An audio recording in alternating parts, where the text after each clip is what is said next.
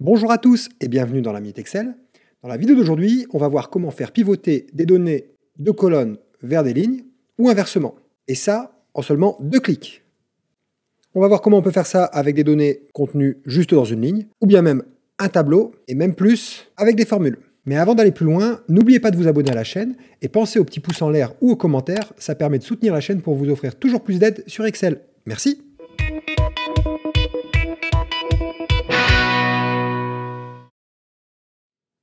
Alors si vous avez une feuille de calcul avec des données dans des colonnes et que vous devez les faire pivoter pour les réorganiser en ligne, on va utiliser la fonctionnalité transposer. Cette fonctionnalité nous permet de changer rapidement de données de colonnes en ligne ou vice-versa. Alors par exemple, si on a juste une ligne, quand on va transposer, on va se retrouver avec nos données dans une seule colonne. Si on a un tableau avec plusieurs lignes, on va se retrouver avec un tableau avec plusieurs colonnes. Alors pour procéder, on va sélectionner la plage de données qu'on veut réorganiser. Ici, on va prendre les mois de l'année. Ce qu'on va faire, c'est qu'on va copier cette ligne avec CTRL-C. Petite remarque ici, c'est bien une copie qu'on veut faire, car l'utilisation de la fonctionnalité transposer ne marche pas avec la commande couper ou CTRL-X. Donc une fois qu'on a copié, on va choisir notre nouvel emplacement. Ici, je vais prendre la cellule B10 par exemple. Je m'assure que j'ai assez d'espace pour coller mes données.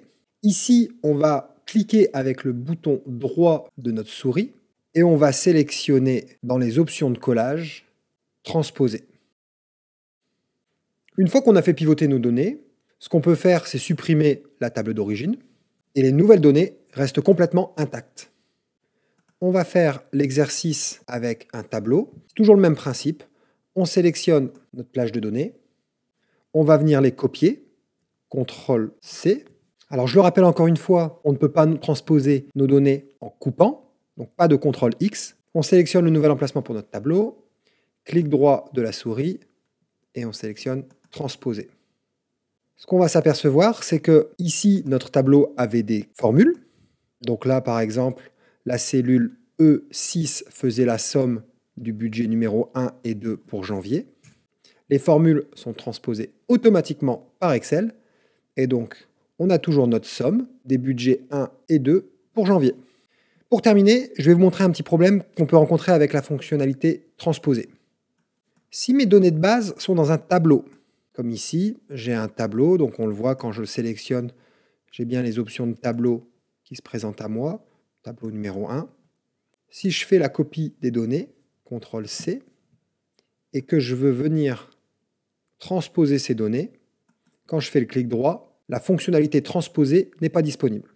Ce qu'on va devoir faire, c'est transformer ce tableau en une plage de données. Donc pour cela, je sélectionne mon tableau, je vais faire un clic droit, table, et je vais le convertir en plage. Excel me demande de confirmer, oui. Donc voilà, je n'ai plus un tableau mais bien une plage de données. Je copie mes données et quand je vais venir les coller, la fonction transposer est disponible. Voilà, c'est tout pour la vidéo d'aujourd'hui. Si vous avez des questions, mettez-les dans les commentaires. Et n'oubliez pas le petit pouce en l'air si la vidéo vous a plu. Et pour continuer de vous développer sur Excel avec des vidéos courtes et simples, abonnez-vous à la chaîne. Merci.